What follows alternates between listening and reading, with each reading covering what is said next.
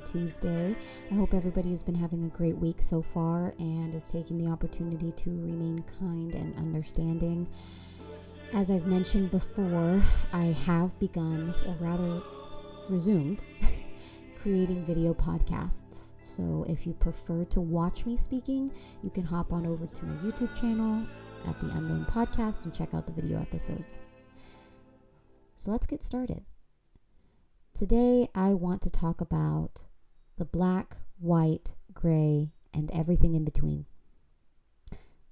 As you know, we have quite a few colors on our color wheel, so we can't not account them as relevant. What I mean to say is that there are many different circumstances that make up our ability to interact, react, and be present. When we have an interaction that is more or less unsavory, we tend to dismiss any possibility of why and jump straight to the possibility of a vendetta of sorts.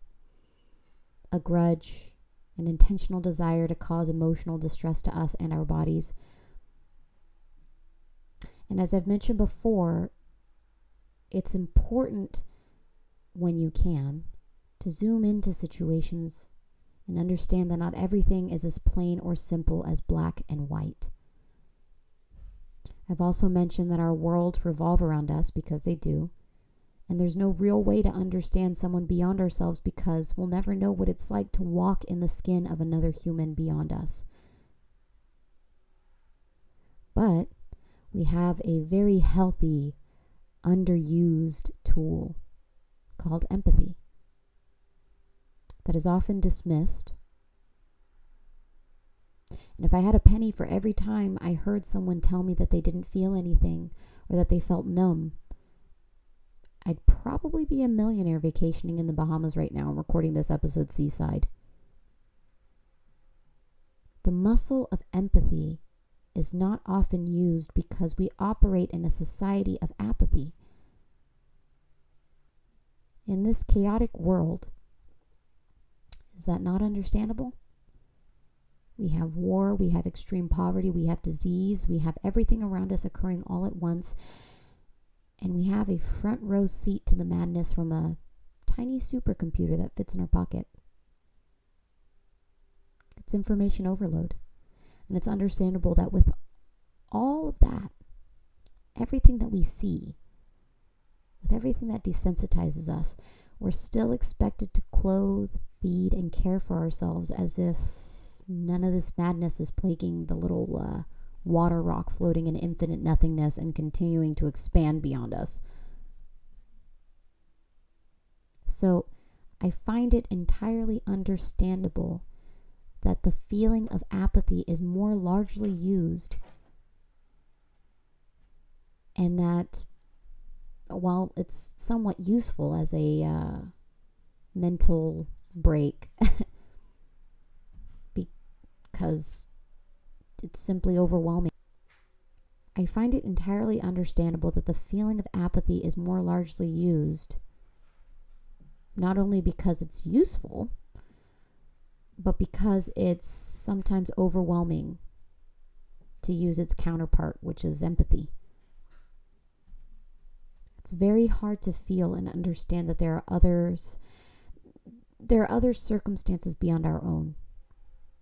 And sometimes a lot of us push beyond that boundary and try to carry the weight of another person's burden and issues while simultaneously neglecting our own. It's important to understand that empathy is a tool meant for sight and basic understanding. It's a glimpse through the keyhole to not take everything that happens to you and use it as gasoline to pour over the world. It's meant as a peek into the life of someone else's circumstance, and understanding that while we have the choice to do whatever we want, we also have the choice to introduce kindness and love as a counter to all the negativity we feel and experience on a day-to-day basis. We, as humans, tend to react before we understand. We don't take the valuable time necessary to wait and understand and release. Other people will always have different opinions from yours. And there won't always be situations of black and white, right or left, up or down. And a lot of the times things are more complex than we're willing or able to understand. Sometimes all people need is to not be judged and to be heard. Circumstances will change everything.